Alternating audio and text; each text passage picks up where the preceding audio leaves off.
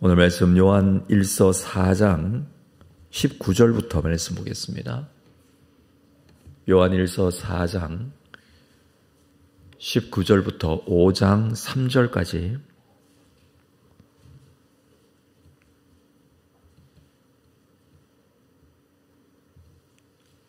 말씀을 한 절씩 교독하겠습니다.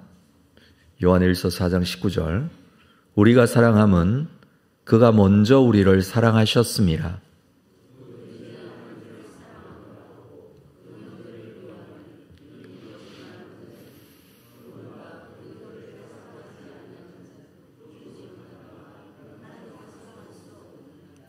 우리가 이 계명을 주께 받았나니 하나님을 사랑하는 자는 또한 그 형제를 사랑할지니라.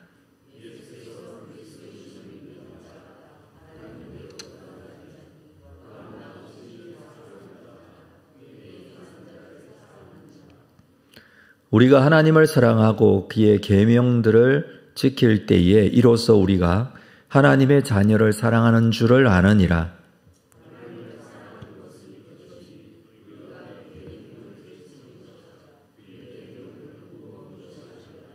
아멘. 우리 어제 말씀에서 서로 사랑하라라는 말씀을 함께 나누었습니다.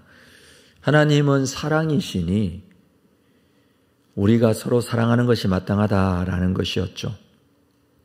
우리가 서로 사랑하면 하나님이 우리 안에 거하신다. 우리 공동체 안에 함께 하신다라는 말씀입니다. 그리고 성령도 함께 하신다라는 말씀이었습니다.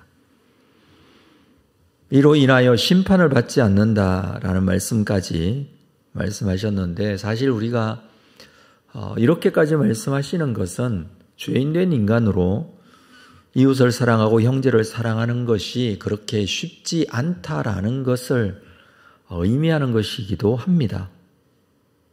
죄인된 인간은 하나님의 사랑을 가질 때 그 사랑으로 사랑하기가 쉽지 않습니다. 어떤 조건이 있는 사랑, 받은 바대로 사랑하는 사랑, 인간적인 사랑을 하는 것이지 하나님께서 주신 사랑으로 사랑하기가 쉽지 않다는 것이죠. 어떤 상황에 따라서 사랑을 하다가도 사랑하지 못할 때가 있고 감정에 따라서 사랑을 하다가도 하나님의 사랑을 실천하지 못할 때가 너무나 많습니다. 그래서 우리는 하나님께서 우리에게 보여주신 사랑, 하나님께서 나를 사랑해 주신 사랑, 그 사랑으로 사랑할 수 있어야 한다라는 말씀을 하고 있는 것입니다. 오늘 19절에서 그렇게 말씀을 해줍니다. 우리가 사랑함은 그가 먼저 우리를 사랑하셨음이라. 우리가 사랑하는 것은 하나님을 사랑하는 것, 이웃을 사랑하는 것, 이 모두를 포함하는 사랑을 말합니다. 우리가 사랑할 때에는 하나님께서 먼저 우리를 사랑하셨다라는 사실을 기억하고 그리고 하나님께서 우리를 먼저 사랑하실 때 어떻게 사랑하셨는지를 생각하고 그 사랑으로 사랑할 수 있어야 한다라는 것입니다. 하나님의 사랑은 어떤 조건적인 사랑이 아니었습니다. 하나님의 사랑은 조건이 있어서 사랑받을 만한 어떤 조건이 있어서 사랑해 주신 것이 아닙니다. 인간적인 사랑은 사랑받을 만한 조건이 있기 때문에 사랑하는 것이죠. 자녀이기 때문에, 가족이기 때문에, 혹은 나에게 잘해주기 때문에, 혹은 내가 사랑하는 어떤 조건들을 가지고 있기 때문에. 근데 하나님께서 나를 사랑하신 것을 보면 조건을 가지고 사랑하신 것은 아닌 것 같습니다. 조건이 되지 않음에도 불구하고 사랑해 주시는 사랑이었죠.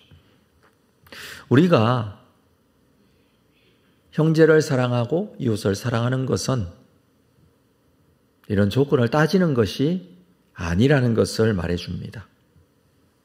자, 20절 말씀에서는 누구든지 하나님을 사랑하노라 하고 그 형제를 미워하면 이는 거짓말하는 자다.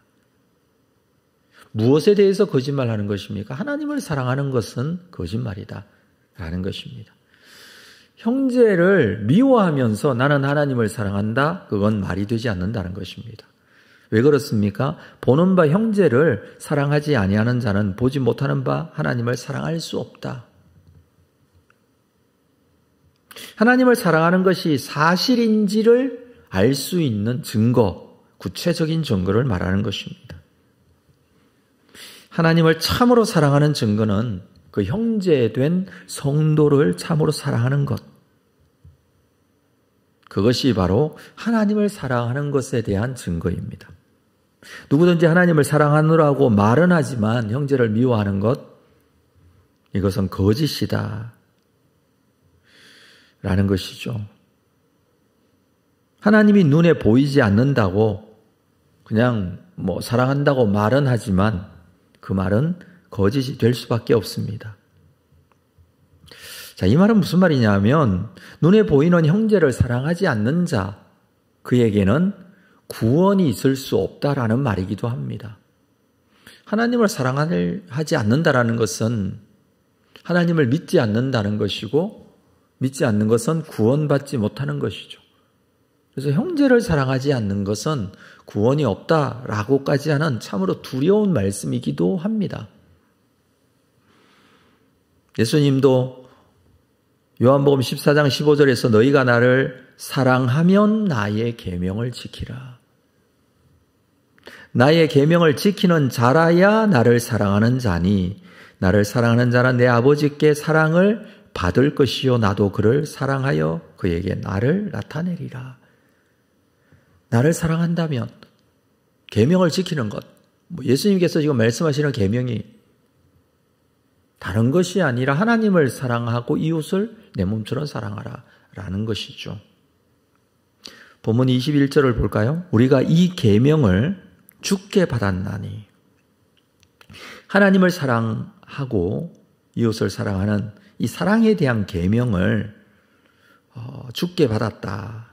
하나님을 사랑하는 자는 또한 그 형제를 사랑할지니라. 예수님께서 제자들에게 주신 계명이죠. 특별히 예수님께서는 십자가에 죽으시기 전날 밤에 제자들에게 새 계명을 주노라 이렇게 말씀을 하셨어요. 그건 다른 것이 아니라 서로 사랑하라는 것입니다. 요한복음 13장 34절에 새 계명을 너희에게 주노니 서로 사랑하라. 내가 너희를 사랑한 것 같이 너희도 서로 사랑하라. 우리가 사랑을 실천하는 것은 예수님께서 우리를 사랑하신 것 같이 사랑하는 것입니다. 그래서 우리가 사랑할 수 없지만, 사랑할 수 있는 힘도 없지만, 사랑을 잘할 수 있는 그런 좋은 어떤 사람도 아니지만,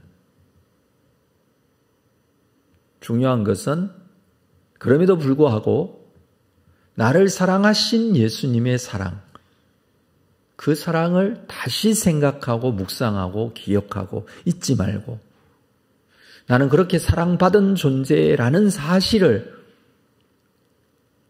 깊이 생각하고 그 사랑으로 이웃을, 형제를 사랑할 수 있어야 한다는 말씀이죠. 이 계명, 새 계명을 너희에게 준다. 예수님께서 주신 서로 사랑하라는 계명. 이 계명을 지키는 자, 이 하나님을 사랑하는 자라는 것입니다. 자, 5장으로 넘어와서 5장 1절을 볼까요? 이어서 말씀합니다. 예수께서 그리스도이심을 믿는 자마다 하나님께로부터 난 자니 또한 낳으신 이를 사랑하는 자마다 그에게서 난 자를 사랑하느니라. 말씀이 좀 난해한 구절입니다. 예수께서 그리스도이심을 믿는 자, 이 믿는 자가 하나님께로부터 난 자다라고 말합니다. 하나님의 자녀가 되었다라는 것이죠. 예수 그리스도를 믿는 자는 하나님의 자녀가 되었습니다. 이 하나님께로부터 난 자, 하나님의 자녀가 하나님을 진정으로 사랑할 수 있는데, 그리고 낳으신 이를 사랑하는 자, 낳으신 이 낳았다라는 이 표현은요, 독생자 예수 그리스도를 낳으신 자라는 뜻입니다. 그러니까 낳으신 자 이 뜻은 하나님이라는 뜻이에요. 누구를 낳으셨냐? 예수 그리스도를 낳으셨다. 예수님은 독생자이시기 때문에 바로 하나님을 말합니다. 그래서 낳으신 이를 하나님을 사랑하는 자마다 그에게서 난 자를 사랑한, 누가 낳습니까? 하나님에게서 난 자란 예수 그리스도예요. 그래서 난 자를 사랑하는 이라, 예수를 사랑하는 이라, 혹은 다르게 또 번역을 할 수도 있습니다. 그에게서 난 자인 자녀된 성도들이라고도 할 수 있습니다. 그러니까 성도들을 사랑하는 자. 지금 믿음, 하나님에 대한 믿음, 예수 그리스도에 대한 믿음을 사랑으로 해석을 하고 믿음과 사랑을 동일선상에 놓고 있습니다. 그러니 이게 무슨 말이냐 하면 하나님을 믿는다고 하면서 그리고 하나님께로부터 보냄받은 예수 그리스도를 믿는다고 한다면 하나님의 자녀로서, 다시 태어난 하나님의 자녀로서 하나님께서 우리를 사랑하신 그 사랑으로 이웃을 사랑할 수 있어야 한다라는 말씀입니다. 자, 2절을 볼까요? 우리가 하나님을 사랑하고 그의 계명을 지킬 때에 이로써 우리가 하나님의 자녀를 사랑하는 줄을 아느니라. 하나님을 사랑하고 그의 계명을 지키는 것입니다. 너무나 당연한 것을 반복해서 말해주고 있습니다. 하나님을 사랑하고 계명을 지킬 때의 형제 사랑이 그대로 이루어집니다. 사실 구약에서 말씀하고 있는 율법적인 내용들도 이 두 가지 내용에 모두 포함이 됩니다. 하나님을 사랑하고 이웃을 사랑하라. 이것이 계명 속에 다 들어있는 것이죠. 하나님의 자녀라면 당연히 이것은 실천되어야 한다는 말씀입니다. 그래서 3절에 하나님을 사랑하는 것은 이것이니 우리가 그의 계명들을 지키는 것이라. 그 계명은요, 무거운 것이 아니라, 이 계명은 다른 것이 아니라 형제 사랑을 말합니다. 하나님을 사랑한다면 하나님께서 원하시는 형제 사랑을 실천할 수 있어야 합니다. 그 형제는 소외된 자들까지 포함이 되죠. 사각지대에 있는 사람들까지 포함이 되죠. 사랑은 하나님께서 나를 사랑하신 것을 아는 것에서부터 시작이 되어야 합니다. 우리가 애쓰고 노력하고 열심을 가지고 산다고 해서 실천되어지는 것이 아닙니다. 본질적인 인간의 이 죄성 때문에 우리는 근본적으로 하나님의 사랑에 대해서 그렇게 깊이 있게 깨달을 수가 없어요. 그게 가장 큰 문제예요. 우리가 성경 말씀 속에서 정답은 알고 있죠. 하나님께서 나를 사랑하신 그 사랑으로 이웃을 사랑해야 된다. 근데 하나님께서 나를 사랑하신 그 사랑의 크기가 너무나 큼에도 불구하고 그것을 깊이 있게 깨닫는 것이 너무나 쉽지 않습니다. 그래서 여러분, 하나님께서 나를 사랑하신 것을 묵상하고 기억하고 깨닫고 이거하고 실제적으로 실생활 속에서 이웃을 사랑하는 삶을 살고 라는 것 중에 어느 것이 비중이 더 필요하고 더 많은 시간이 필요하고 더 애씀의 노력이 있어야 할까요? 생각해 보면 정말 우리가 하나님께서 나를 사랑하셨음에 나를 어떻게 사랑하셨는지 알고 있는 내용이지만 그러나 우리 가슴 속에 깊이 있게 다시 묵상하고 기억하고 생각해야 할 내용입니다. 그것이 정말 필요합니다. 개인적으로 저는 이 비중으로 생각한다면 내 속에 하나님의 사랑을 다시 기억하고 다시 묵상하고 그것에 대한 감사의 예배를 드리고 하는 것이 실제적으로 우리의 삶의 실천적인 이웃 사랑하는 것보다 더 많이 할애되어져야 할 내용입니다.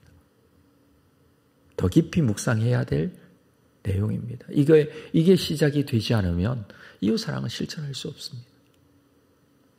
그러나 여러분, 하나님께서 나를 사랑하셨음에 대한 이 부분에 대해서 정확하고 또 확실하게 깨달을 수 있고 믿을 수 있는 것은 어디로부터 시작이 되느냐 하면 자기 자신에 대한 본질적인 모습을 깨닫는 것에서부터 시작이 돼요. 본질적으로 내가 죄인이었고 내가 어떤 존재였고 내가 구원받을 수 없는 자였고 멸망받을 자였고 내가 버림받은 이 죄의 자녀였다는 사실을 정말 뼈저리게 깨닫지 못하면 하나님께서 나를 사랑해 주신 그 사랑의 크기가 깨달아지지 않습니다. 그래서 형제 사랑은요, 그냥 형제 사랑을 실천하는 것에서 그치는 것이 아니라 복음의 이 신앙의 근본적인 내용에서부터 출발되어져야 실천되어지는 내용이에요. 그렇습니다. 우리는 정말 하나님 앞에 멸망받을 자였습니다. 죄인이었습니다. 하나님께서 우리를 그럼에도 불구하고 조건 없이 사랑해 주시고 그리스도의 보혈로 구원해 주셨습니다. 그래서 하나님의 자녀가 되었습니다. 하나님을 사랑할 수 있게끔 해 주셨습니다. 그래서 우리는 하나님으로부터 받은 그 사랑으로 또 하나님을 사랑하는 그 사랑으로 이웃을 사랑할 수 있어야 합니다. 이것을 여러 가지 이야기들로 지금 말씀해 주시는 거예요. 구원의 믿음에 연결시켜서 말씀해 주시는 거예요. 하나님의 사랑을 알고 그리고 그것을 다시 한번 내 가슴 속에 담고 그 은혜에 감사하면서 나를 그렇게 사랑해 주신 그 사랑으로 무조건적인 사랑의 능력을 가지고 이 이웃을 형제를 사랑하면서 그 하나님 사랑을 실천하는 여러분들 다 될 수 있기를 주님의 이름으로 축복합니다. 기도하겠습니다. 하나님, 사도 요한 1서를 읽으며 반복적으로 계속해서 우리에게 권면하고 또 권면하고 하나님을 사랑하듯 이웃을 사랑하라고 말씀해 주신 말씀을 우리 가슴 속에 담습니다.